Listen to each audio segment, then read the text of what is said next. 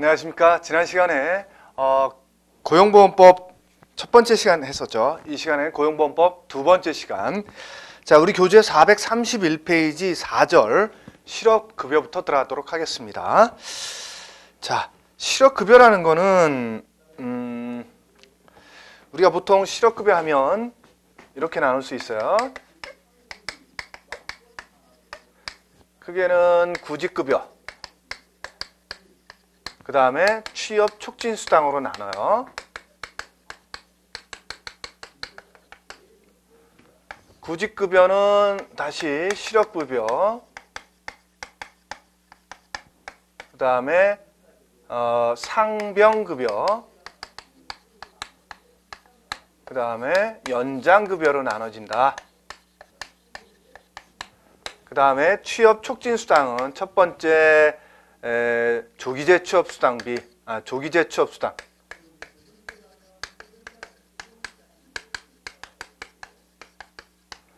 그 다음에 직업능력개발수당.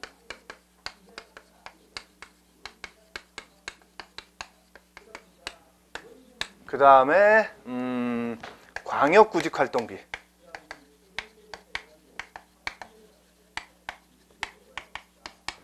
그 다음에 이주비. 자, 이렇게 나눠진다. 그래서 우리가 보통 실업급여 탄다 그러면 이게 실업급여고요.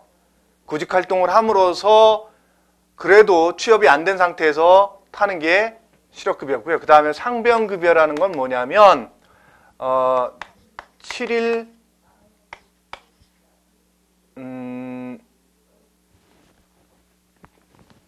이상. 예를 들어서 내가 구직활동을 열심히 하러 다니는데 교통사고가 났어요. 그럼 어떻게 돼요? 구직활동 하러 다닐 수 있나요? 못하죠. 면접 보러 갈 수도 없고, 물론 서류야 지원하는데 서류 지원하고 면접을 보지 않으면서 뽑는 회사가 거의 있나요? 많지 않습니다. 그러니까 구직활동을 할 수가 없겠죠. 그러면 그 다쳤다는 걸 증명해서 고용센터에 제출하면 실업급여 대신 상병급여로 나와요. 각 금액은 같이 나옵니다. 다쳐서 입원해 있는 기간 동안 혹은 다쳐서 집에서 요양을 해야 되는 기간 동안엔 이 구직급여가 상병급여로 바뀌어서 나온다. 이렇게 생각하셔도 큰 무리는 없습니다. 연장급여는 뭐냐? 연장급여는 세 종류가 있는데 개별 연장급여도 있고 특별 연장급여도 있고 그 다음에 훈련 연장급여도 있다. 개별 연장급여는 뭐냐면 내가 실직을 해서 실업급여를 타고 있는데 계속 구직활동을 하는데도 취업이 안 돼. 근데 구직활동 기간이 내가 실업급여를 받을 수 있는 기간이 넉 달이에요. 예를 들어서 넉 달이다. 그러면 넉 달 동안에 취업해야 되는데 안 됐어. 근데 내가 취업이 안 되면 우리 집안의 생계가 굉장히 어려워지는 그러한 집이다. 그럼 어떻게 해? 조금 더 연장해서 줄게. 실업급여. 이게 개별 연장급여고요. 그 다음에 특별 연장급여는 개인적인 게 아니라 직종이나 혹은 지역. 예를 들어서 그 거제도에 조선산업, 그러니까 조선산업이 굉장히 지금 불황을 겪고 있잖아요. 그러면 그 거제도라는 지역과 조선업이라는 그 직종에 대해서 내가 거제도에 살고 또 조선업에서 종사하던 사람이 실직을 해서 그러면 그 사람 입장에서는 취업이 쉬워요, 어려워요? 어렵겠죠. 그렇게 특별하게 정부에서 인정해주는 그러한 직종이라든가 지역에서의 실직 상태에서 취업을 하려는데 못하는 경우라면 특별하게 그럼 그 직종과 지역에 대해서는 조금 더 연장해서 줄게 라고 인정해서 주는 게 특별 연장급여. 둘 다 최대 90일까지 연장을 더 해줘요. 그 다음에 훈련 연장급여는 뭐냐면 내가 고용센터에 갔더니 선생님께서는 지금 능력이 없으셔서 취업하시기가 어려울 것 같아요.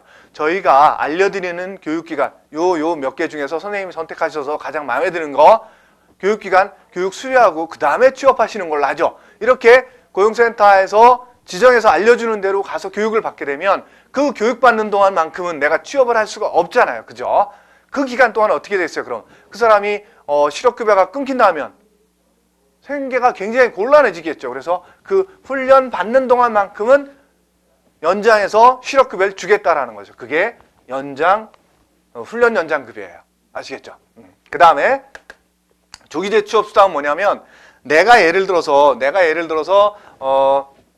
실업급여를 5달 동안 받을 수 있는 사람인데 한 달만 받고 취업이 돼버렸어요. 나머지 넉 달을 더 받을 수 있는데도 불구하고 내가 취업했다라는 거죠. 그죠? 그러면 나중에 취업한 상태에서 1년이 경과하면 하고 나서 이거 넉 달치 주세요라고 요청하면 넉 달치의 50%를 줘요. 조기에 취업했다고. 그게 조기제 취업 수당입니다. 아시겠죠? 그 다음에 직업능력개발수당은 예를 들어서 내가 이제 실업급여를 받으면서 실업급여도 받고 구직활동도 하지만 내가 그동안에 자격증이라도 따야 되겠다. 이렇게 학원 다니면서 하면 예를 들어서 학원에서 교통비라든가 식대 같은 것들 지원해 주는 경우도 있잖아요. 그죠? 그런 것들이 직업능력개발수당이에요. 그 다음에 광역구직활동비는 뭐냐면 내가 사는 곳으로부터 50km 이상 떨어진 곳에 가서 구직활동을 했을 때 거기에 들어간 비용을 주겠다라는 거예요. 내가 차비든 아니면 아주 먼 곳이라서 전날 가서 다음날 아침에 면접을 봤다 그러면 숙박비 뭐 이런 것들. 그래서 교통비라든가 숙박비 같은 것들을 지원해 주는 게 광역구직활동비고요. 그 다음에 내가 덜컥 돼버렸어 거기가. 내가 예를 들어서 서울 사람인데 대전에 취업이 돼버렸어요. 그러면 매일같이 대전으로 출근할 수 있나요? 없죠. 그럼 어떻게 해요? 이전해야 되겠죠. 이주해야 되겠죠. 그럴 때 이주하는 비용의 일부를 지원해 주는 게 이주비다. 그래서 여러분들 조기제 취업수당을 요 자체로서 조기제 취업수당에 속하지 않는 것은 하고 물어보는 케이스가 몇 번 있다. 그래서 조직광주 이렇게 좀 간단히 조직광주다. 호남 분들한테 조금 죄송한 얘기인데 전라도 분들이 좀 힘이 좀 세죠. 그래서 조직을 좀 많이 전에 만들었죠. 지금은 아니겠지만 어쨌든 이렇게 좀 외워두시면 좋을 것 같아요. 어쨌든 실업급여는 이렇게 구직급여와 취업촉진수당으로 나눠진다라는 거죠. 자, 실업급여에 대한 그 전반적인 말씀드렸고 조금 더 자세하게 말씀드릴게요. 그래서 우리 교재 431페이지에 보면 실업급여는 구직급여와 취업촉진수당으로 구분되고 취업촉진수당은 조기제 취업수당, 직업능력개발수당, 광역구직활동비, 이주비로 나눠진다고 되어 있죠. 그 다음에 실업급여 수급계좌. 그래서 이건 뭐냐면 내가 이제 실업급여를 받을 수 있는 사람이다. 그러면 고용센터에 가지고 고용센터에 신청을 하잖아요. 그죠? 실업급여 신청. 그러면 선생님 그러면 실업급여를 받을 수 있는 은행 계좌 하나 알려주세요. 그럼 계좌 알려주겠죠. 그러면 이 계좌는 실업급여만을 지급하는 계좌로 전용으로 쓴다면 다른 데서 그걸 빼갈 수가 없다라는 거예요. 응? 그래서 그 얘기입니다. 그래서 직업안정기관회장은 수급자격에 신청이 있는 경우에 실업급여를 수급자격자 명의로 지정된 계좌, 실업수급계좌라고 한다는 거죠. 입금해야 된다. 다만 정보통신장애나 그 밖에 대통령으로 정하는 불가피한 사유는 실업급여를 실업급여 수급계좌로 위치할 수 없을 때는 현금 지급으로 가능한다라는 거죠. 특별한 경우에는 현금 지급도 가능하다. 은행 계좌가 아니더라도 특별한 경우는 어떻게 한다? 현금으로 지급할 수도 있다.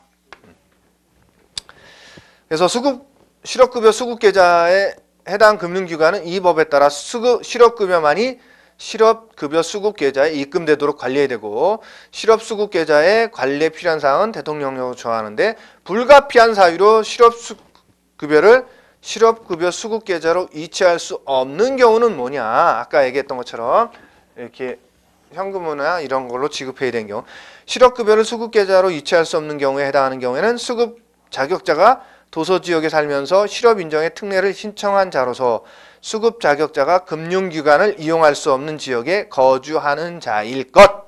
그럼 어떻게 돼요? 은행에 갈 수 없으니까 어떻게 해요? 현금으로 직접 주는 거죠. 그 다음에 일의 사유로 실업급여 신청일부터 14일 이내에 수급 자격자에게 금융기관을 통하여 실업급여를 지급하는 것이 불가능할 때. 그 다음에 정보통신장애나 일의 사유로 인하여 실업급여를 수급자격자에게 자격자, 수급 자격자 명의로 된 지정된 계좌로 이체할 수 없을 때 해당 실업급여의 금액을 수급 자격자에게 직접 현금으로 지급할 수 있다. 예, 말이 좀 어렵죠.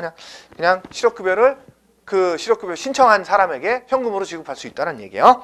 그럴 경우에는 그다음에 직업안정기관의 장은 수급 자격 인정 신청을 한 사람에게 신청인이 원하는 경우에는 해당 실업급여 수급 계좌로 받을 수 있다는 사실을 안내해야 된다. 그 다음에 수급권 보호. 실업급여를 받을 권리는 양도나 압류하거나 담보로 제공할 수 없다. 그러니까 내가 아무리 그 빚을 많이 진 사람일지라도 그 채권자가 나한테 와서 너 실업급여 받지? 그 실업급여 들어오는 통장 계좌 내가 다 빼간다. 압류할 거야. 이럴 수도 없다라는 거예요. 아시겠죠? 그래서 양도, 압류하거나 담보로 제공할 수 없고요. 지정된 실업수급계좌 예금 중 150만 원 이하의 금액에 대해서는 채권은 압류할 수 없다라는 거죠. 예. 150만 원 이상 되면 압류도 가능한데 그 수급 계좌로 들어오는 실업급여 계좌로 들어오는 그 통장 계좌에 근데 150만 원이 넘지 않으면 어떻게 한다? 압류도 못 한다라는 거예요. 아시겠죠? 그다음에 구직급여. 구직급여는 이제 구직 활동을 실직된 상태에서 구직 활동을 할 때 지급되는 거죠. 구직급여는 이직한 피보험자가 다음 요건을 갖춘 경우에 지급한다. 다만 5와 6은 일용 근로자에 해당한다. 그래서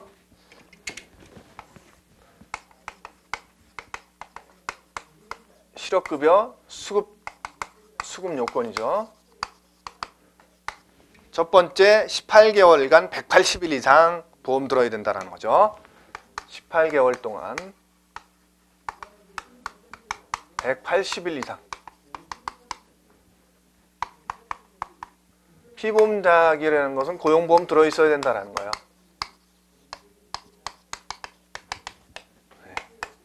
두 번째는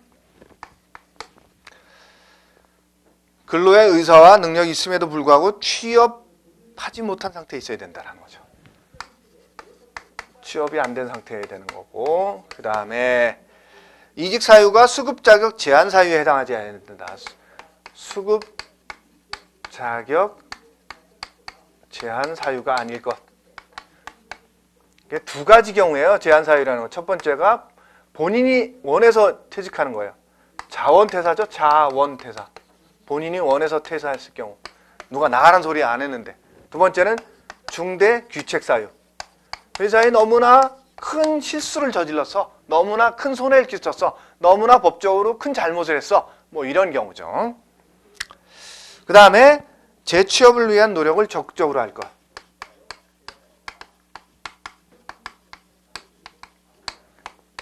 그 다음에 5번과 6번은 뭐라 했어요? 일용 근로자에 해당한다 그랬죠. 이직일 이전 1개월 동안 근로일수가 10일 미만일 것. 이직 전월 근로일수가 10일 미만일 것. 그 다음에 최종 이직일 이전 기준기간의 피보험 단위기간 180일 중 다른 사업에서 수급 자격의 제한 사유에 해당하는 사유로 이직한 사실이 있는 경우에는 그 피보험 단위기간 중 90일 이상을 일용 근로자로 근로하였을 것. 예, 말이 굉장히 어렵죠. 간단히 풀어서 말씀드리면 이런 거예요. 내가 회사에 있으면서 고용보험에 들어있는 회사에서 예를 들어서 95일을 고용보험에 들어있었다. 근데 중대 귀책 사유로 퇴직을 했어요. 해고 당한 거죠. 해고. 중대 귀책 사유 같으면 물론 본인이 중대 귀책 사유에도 퇴사할 수도 있겠죠. 어쨌든 이직했어요. 그러면 이거 갖고는 180일도 안 되지만 어쨌든 중대 귀책 사유 갖고는 실업급여 탈 수 있다고 그랬어요? 못한다 그랬죠. 그럼에도 불구하고 나와서 일용 근로자로 90일 이상을 일했어. 그럼 이거 합쳐. 이거 95일, 이거 90일 합쳐서 이거 두 개 다 합치니까 180일이 되더라. 이러면 일용 근로자로 90일 이상 일했다라는 게 전제가 돼야 되겠죠. 그러면 어떻게 한다? 지급해 준다라는 거예요. 실업급여를. 아시겠죠? 그래서 수급 자격 제한 사유로 이직해도 일용으로 90일 이상 일하면 된다라는 거죠. 실업급여를 주겠다라는 얘기입니다. 아시겠죠? 자, 그 다음에 실업급여 신고. 이건 이제 내가 이직한 다음에 실업급여를 받으려면 어떻게 한다? 지체 없이 가서 고용센터에 가서 신고하라는 거죠. 지체 없이라는 거 알아두시고요. 며칠 내에 가는 거 아닙니다. 지체 없이. 그 다음에 지정된 실업급여 수급계좌 예금 중 대통령령으로 정하는 액수 이하 150만 원 이하의 채권은 압류할 수 없다. 이건 뭐 당연한 얘기인지 여기 또 들어가 있네요. 그 다음에 실업의 인정. 실업을 인정한다라는 건 뭐예요? 고용센터 입장에서는 이 그 실업급여를 받겠다고 신청한 사람이 집에서 탱자탕자 놀고 있다. 그러면 실업을 인정해주지 않아. 실업급여 안 주겠다라는 거예요. 근데 이 사람이 열심히 다니면서 구직활동을 하고 있다. 그러면 실업으로 인정해 주어서 어떻게 한다? 그 실업으로 인정이 돼야 뭘 준다? 실업급여를 준다라는 거예요.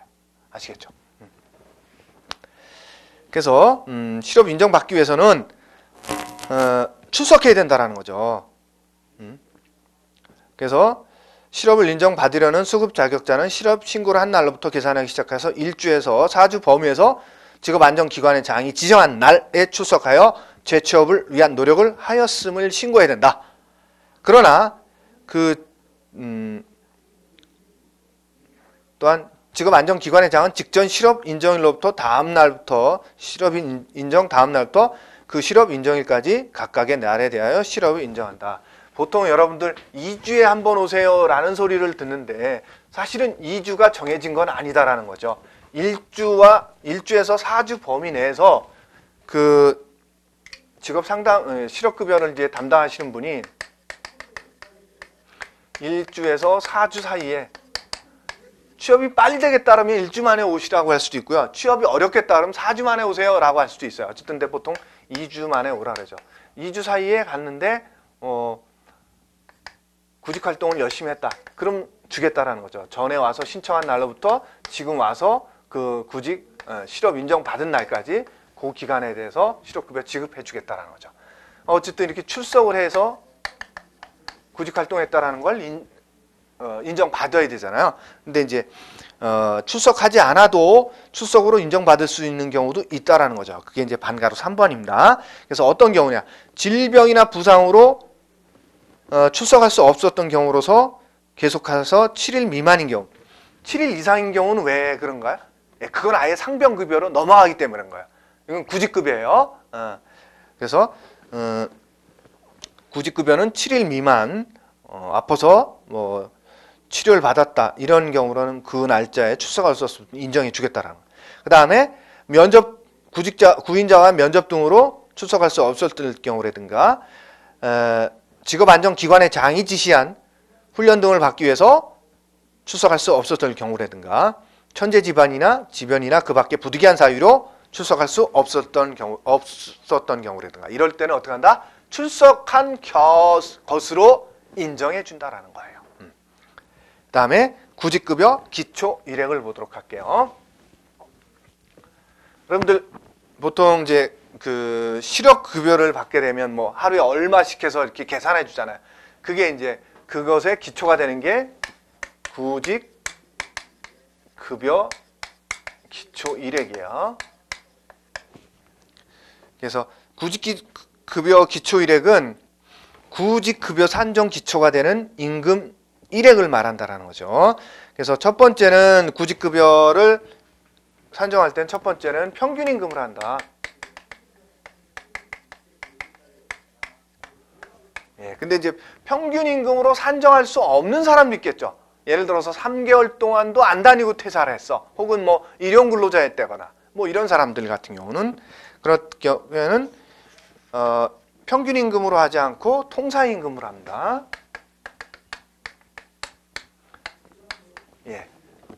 또 통상임금으로 할 수 없는 경우도 있죠. 예를 들어서 그 회사가 망했어요. 그래서 누군가도 서류를 발급해 줄 수가 없어. 그 회사에 내가 얼마 받고 다녔다는 걸. 그럴 때는 기준 보수에 따른 기초 이력으로 한다. 그래서 사업의 폐업이나 도산 등으로 보수를 산정 확인하기 곤란한 경우라든가 보수 자료가 없거나 명확하지 않은 경우, 사업장 이전 등으로 사업의 소재지를 파악하기 곤란한 경우에는 노동부 장관이 고시하는 기준 금액으로 기초 이력을 산정하기도 한다. 또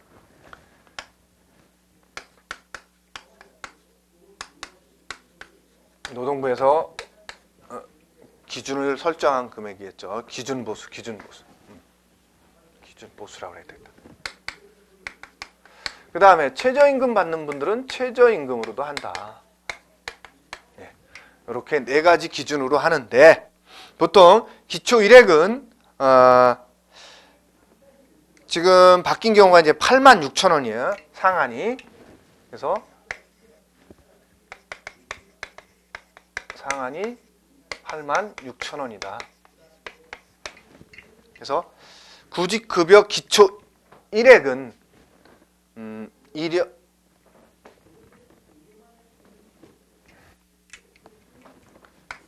구직급여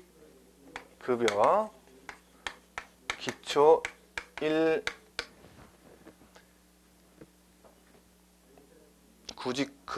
구직급여액이죠.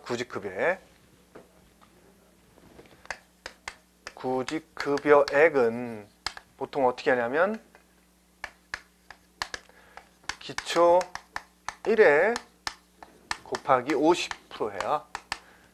근데 이제 이게 1과 2와 3의 경우는 그런데 4의 경우는 어떻게 하냐면 최저임금 곱하기 0.9로 한다. 90%. 최저임금 받는 사람들은 90%를 해주고요. 일반적인 경우는 50%를 한다. 그럼 어떻게 해? 86,000원이라 그랬으니까 43,000원이겠죠. 그 다음에 이제 기초 일액이라 했으니까 예를 들어서 이제 최저임금이 4,500원이다. 그러면 4,500원 곱하기 8시간 곱하기 0.9를 해주겠죠. 예를 들어서 그렇다라는 거예요. 정확한 금액이 아니라 그런 식으로 계산한다라는 거예요. 자, 그 다음에 그 내용이 434페이지 중간에 나오고요. 그 다음에 구직급여 수급기간 및 수급일수. 그래서 그러면 도대체 얼마 동안을 받을 수 있는 거냐, 내가 구직급여를. 그게 구직급여 수급기간이죠. 수급기간. 그래서 구직급여는 보통 내가 퇴직한 날로부터 1년 동안 받을 수 있어요. 1년 동안. 그래서 구직급여는 이 법에 따라 따로 규정이 있는 경우 외에는 구직급여의 수급 자격과 관련된 이직일의 다음 날부터 계산하여 퇴직한 날부터죠. 12개월 이내에 하나의 수급 자격에 따라 구직급여를 지급받을 수 있다. 이게 소정급여 일수예요. 근데 이제 그 1년 내에 못 받은 경우도 있잖아요. 예를 들어서 임신, 출산, 육아 그 밖에 사유로 인해서 못 받은 경우에는 연장해서 받을 수 있는데 4년까지 연장이 가능하다라는 거죠. 대신 4년을 넘길 수는 없다라는 거예요. 다음에 또 요양이 필요한 경우에 이렇게 산재를 당해서 요양급여를 받아야 되는 경우라든가 그 다음에 질병이나 부상으로 3개월 이상의 요양이 필요하여 이직하였고 이직기간 동안 취업활동이 곤란하였던 사실이 요양기간과 상병 상태를 구체적으로 밝힌 주치의사의 소견과 요양을 위하여 이직하였다는 사업주의 의견을 통하여 확인된 경우에 어떻게 한다? 별도의 신고 없이도 어떻게 구직급여 수급기간을 연장할 수 있다라는 거예요. 그 다음에 대기기간이라는 게 있어요. 7일 동안은 구직급여를 지급하지 않아요. 그게 대기기간이에요. 그래서 신청을 하더라도 7일 동안에는 구직급여를 지급하지 않는다. 그게 대기기간이에요. 그 다음에 소정급여일수. 이제 도대체 실업급여를 얼마를 내가 받을 수 있는 거냐라는 것들이란 거죠. 자, 그래서 요 표를 그려드릴 테니까 교재에도 나오는 거지만 이 표를 보시면 나머지는 쉬워요. 어쨌든 제가 표를 좀 쉽게 설명을 드릴게요.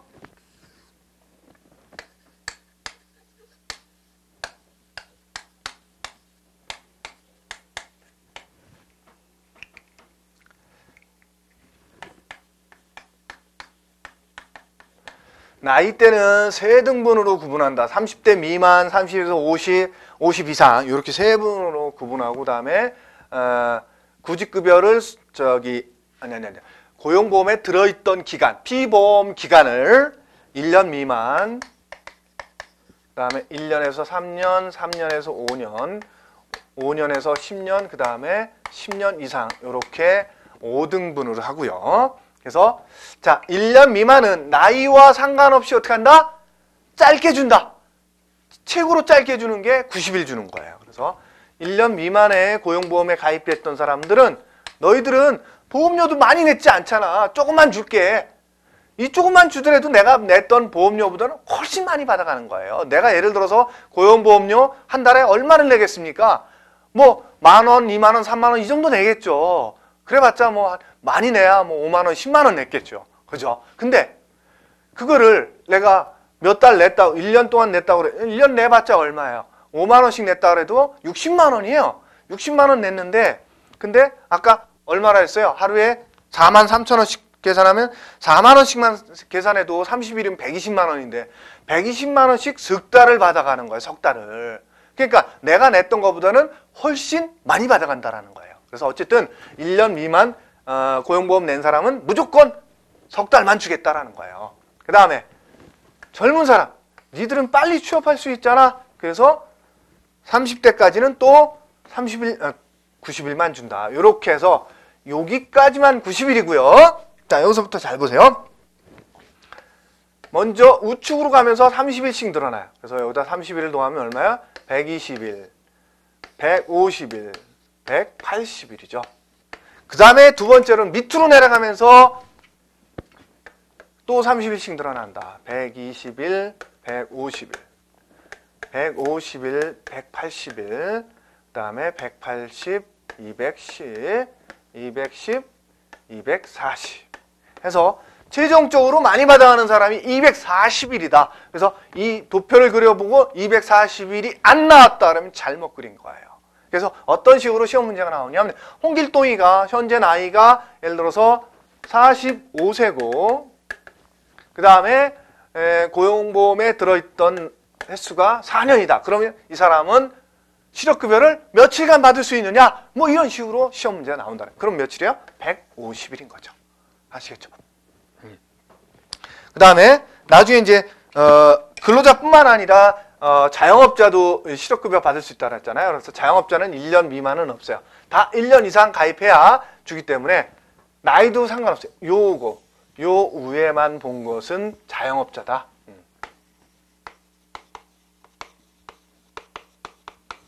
자영업자 실업급여 받을 수 있는 기간이다. 이렇게 생각하시면 돼요. 일반 근로자는 이 전체고요. 이 노란 표시 안에 들어가 있는 사람들은 누구다? 자영업자. 예. 자, 그 다음에 그 도표 밑에 나오는 것들은 수급 자격자가 소정급여 일수 내에 임신, 출산, 육아 그 밖의 사유로 인해서 받을 수 없을 때는 그 기간만큼 유예한다. 예, 나중에 받을 수 있다라는 거예요. 그 다음에 피보험 기간은 수급 자격자와 관련된 이직 당시의 적용사업에서 고용된 기간으로 한다. 다만 자영업자인 피보험자의 경우에는 그 수급 자격과 관련된 폐업 당시의 적용사업장의 보험 가입 기간 중에서 실제로 납부한 고용보험료에 해당하는 기간으로 한다. 그 다음에 이제 자영업자의 경우에는 회사를 3년 다니면서 고용보험에 들었었고 또 나와서 퇴직한 이후에 실업급여를 안 받았다. 그러면서 이제 가게를 차렸자. 그 자영업 한 거죠. 자영업하면서 또 3년간을 실업급여를 냈다. 그러면 이것과 이것을 합치고 싶다 그러면 본인이 합쳐서 6년간 가입한 거로서 해서 실업급여를 받을 수도 있습니다. 그러한 내용이 밑에 나오는 거예요. 그래서 3에도 불구하고 피보험 단위 기간을 계산할 다음에 이제 그 밑에 나오는 내용들이 그건데요. 조금 어렵게 되어 있어요. 일단 여러분들이 읽어보시면 될 것 같고요. 그 다음에 반가로 5번 피보험 자격 취득에 관하여 신고가 되어 있지 아니하였던 피보험자의 경우에는 하나의 피보험 기간에 피보험자가 된 날 다음에 어느 하나에 해당하는 날부터 소급하여 3년이 되는 해 1월 1일 이전. 이건 뭐냐면 그 피보험 자격을 취득에 관한 신고되지 않았던 기간이 이제 피보험 고용보험에 가입하게 되면 그 가입한 것을 소급해서 적용해 주겠다라는 거예요. 그 다음에 연장급여 볼게요. 연장급여. 연장급여는 제가 아까 설명을 드렸었죠. 요거 중요한 거니까 잊어버리시면 안 돼요. 그 다음에 처음에 제가 그 실업급여 전체를 설명하면서 연장급여에 대해 설명했었죠. 그래서 이제 개별 연장급여도 있고 특별 연장급여도 있고 훈련 연장급여도 있다. 여기 교재는 훈련 연장급여부터 설명을 하네요. 그래서 훈련 연장급여는 직업안정기관의 수급자의 연령, 경력 등을 고려할 때 재취업을 위하여 훈련이 필요하면 수급자격자에게 훈련 등을 받도록 지시할 수 있다. 그래서 직업안정기관의 장은 이에 따라 훈련 등을 받도록 지시한 경우에는 수급자격자가 그 훈련 등을 받는 기간 중 실업의 인정을 받는 날에 대하여 소정급여 일수를 초과하여 구직급여를 지급할 수 있다. 연장해서 이 경우 연장하는 지급기간은 훈련 연장급여라고 하고 기간은 2년 이내로 한다. 그러니까 최대 많이 2년까지 줄 수도 있다는 거죠. 훈련을 받는 동안. 그 다음에 개별 연장급여는 취업이 특히 곤란하고 생활이 어려운 수급 자격자에게 대통령령으로 정하는 자에 대해서 실업 인정을 받은 날에 대하여 소정급여 일수를 초과하여 구직급여를 연장해서 지급할 수 있다. 그 연장은 제가 아까 90일이라고 했나요? 네, 60일이네요. 60일. 죄송합니다. 처음에 얘기했던 개별 연장급여와 특별 연장급여가 추가적으로 더 주는 게 플러스 60일이네요. 그래서 최대한 60일로 하되 일정 기간 동안 실업급여를 반복하여 수급한 정도를 고려하여 노동부 장관이 정하는 기준에 따라 그 지급기간을 60일 미만으로 정할 수 있다. 그런 개별 연장급여를 받을 수 있는 사람들은 뭐냐? 거기 박스에 나와 있는 것처럼 부양해야 되는 사람들이 있는 경우 18세 미만이거나 65세 이상인데 내가 부양을 해야 돼요. 근데 내가 돈을 못 벌면 안 되겠죠. 그 다음에 장애인이 내 가족 중에 있어서 부양해야 되거나 혹은 1개월 이상 요양이 요구되는 환자가 있거나 소득이 없는 배우자나 학업 중인 사람으로서 노동부 장관이 정하여 고시하는 사람, 또 급여 기초 임금 일액과 본인과 배우자 재산 합계액이 각각 노동부 장관이 정하여 고시한 기준 이하인 자도 받을 수 있다라는 개별 연장급여를. 그 다음에 특별 연장급여는 아까 제가 말씀드렸죠. 직종이나 지역과 관련된다 그랬죠. 그래서 실업의 급증 등으로 대통령령으로 정하는 사유에 해당하는 경우엔 60일의 범위 내에서 연장해서 구직급여 지급할 수 있다 그랬죠. 어떤 경우냐? 이렇게 박스에 있죠. 그래서 매월 구직급여 지급을 받는 자의 수를 해당 월의 말일에 피보험자여 나누어 얻은 비율에 연속해서 3개월 동안 100분의 3을 초과하는 경우, 이걸 다 보면 어려우니까요. 그러니까 특별히 일반적인 경우보다 훨씬 더 많은 실업자가 지금 발생하고 있는 지역이나 직종이다, 업종이다 이렇게 생각하시면 될 것 같아요. 자, 그 다음에 국민연금 보험료 지원해서 보통 이제 그 실업급여를 받는 사람 입장에서는 내가 돈을 못 벌고 있으니까 어떻게 해요? 국민연금도 내야 되는데 부담스럽잖아요. 고용보험 이제 건강보험도 내야 되고 지역에서는 어쨌든 산재나 고용은 회사 취업했을 때만 내지만 국민연금과 건강보험은 어떻게 해요? 내가 집에서 놀고 있어도 내야 돼요. 그죠? 그렇기 때문에 실업 상태에서 국민연금료의 일부를 지원해 준다라는 거예요. 그래서 100분의 25의 범위 내에서 지원해 준다라는 거죠. 그 얘기고요. 그 다음에 지급일, 지급 방법, 지급되지 아니한 그래서 실업급여는 언제 지급되느냐? 내가 지금까지 전에 출석한 날짜 대비해서 지금 출석한 날까지의 실업을 인정을 받았다. 구직활동을 했던 걸 열심히 했던 걸 인정받았다. 그럼 그 기간 동안에 대해서 지급해 주는 거예요. 그 다음에 지급되지 않은 경우가 있다. 내가 죽었어. 내가 사망해서 실업급여를 못 받아. 그럼 어떻게? 내 가족한테 돌아가요. 유족한테. 네, 그 얘기예요. 그래서 부인이 있으면 부인에게 그 밑에 보면 순서가 그거예요. 배우자, 자녀, 부모, 손자녀, 조부모는 그 먼저 나오는 순서대로 주겠다라는 거예요. 배우자가 없으면 자녀에게, 자녀도 없고 배우자도 없으면 내 부모에게 간다라는 거예요. 네, 그런 식으로. 그 다음에 이직 사유에 따른 수급 자격의 제한. 제가 수급 실업급여를 받을 수 없는 경우.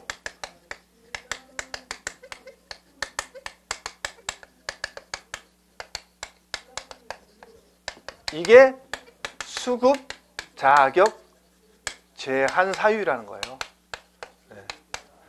쉽게 얘기하면 실업급여를 받을 수 없는 경우가 뭐냐? 두 가지라 그랬죠, 제가. 자원퇴사와 중대규책 사유. 네. 거기 나오죠. 교재에 보면 중대한 규책 사유로 해고된 피보험자로서 다음 하나에 해당하는 경우. 법을 위반해서 금고 이상의 형을 선고받았거나 사업에 막대한 지장을 초래하거나 재산상 손해를 끼친 경우, 그 다음에 정당한 사유 없이 근로계약이나 취업규칙을 위반해서 장기 무단 결근한 경우, 그 다음에 두 번째, 자기 사정으로 이직한 피보험자라는 거죠. 전직 또는 자업을 하기 위해서 이직했거나 중대한 규책 사유로 해고되는 걸 피하기 위해서 본인 스스로 그만뒀거나 노동부령이 정하는 정당한 사유에 해당하지 아니하는 사유로 이직하는 경우. 예, 보통은 이제 그냥 자원퇴사라고 제가 그냥 뭉뚱그려서 얘기한 거죠. 그 다음에 훈련 거부 등에 따라서 지급이 제한되는 경우도 있다. 내가 예를 들어서 고용센터에서 실업급여를 받으면서 당신 이제 능력이 좀 부족하니까 좀 능력을 쌓을 겸 교육 좀 받고 그러세요 했는데 정당한 사유 없이 거부했다 그러면 어떻게 실업급여도 안 준다라는 거예요. 그럼에도 불구하고 조의되는 경우도 있다. 그 경우가 어떤 거냐? 소개된 직업 또는 직업능력 개발 훈련 등을 받도록 지시된 직종이 수급 자격자의 능력과 맞지 않는 경우, 혹은 훈련 등을 받기 위해서 거주 이전이 필요하나 이전이 곤란한 경우, 또한 소개된 임금 수준이 같은 지역의 같은 종류의 임금 업무 또는 같은 정도의 기능에 대한 통상의 임금 수준에 비해서 100분의 20 이상 낮은 경우. 그러니까 고용센터에서 직업을 알선해 주기도 하고 교육훈련을 소개도 해주는데 이 두 가지를 정당한 사유 없이 거부를 했어요. 그래도 줘야 되는 경우가 이런 경우라는 거예요. 지금 얘기했던 경우. 그 다음에 부정한 방법으로 급여를 받으면 제한한다라는 거예요. 예를 들어서 내가 실업급여를 신청하는데 실제로는 면접도 안 갔는데 면접 갔다 온 것처럼 그냥 속였다든가 그냥 거기 아는 사람한테 얘기해가지고 내가 거기 면접 갔다 온 걸로 좀 해줘. 이런 식으로 해서 속였다든가. 이러면 부정한 방법이 되겠죠. 이러면 지급하지 않는데 또 지급하지도 않지만 지급했던 것을 다시 반환 명령할 수도 있다. 그래서 사실 부정수급은 누가 받는 거예요? 실업자가 받죠. 실업자가 받는데 여기에 동행해서 사업주가 퇴직 사유를 본인이 나가고 싶어 당한 건데 권고 사직이나 정리하고 이런 식으로 써졌다. 그러면 사업주에 대해서도 연대해서 너도 그러면 얘한테 나간 부정수급, 얘한테 나간 거 일부를 네가 물어내라고 연대해서 반환 명령을 할 수도 있다라는 거예요. 그게 439페이지 맨 하단에 나오는 얘기입니다. 자, 그래서 수업이 좀 길어지고 있는데요. 이 시간에는 여기까지만 할게요. 여기까지만 하고 다음 시간에 취업 촉진 수당 계속 이어가도록 하겠습니다. 예, 여러분들 수고 많으셨습니다.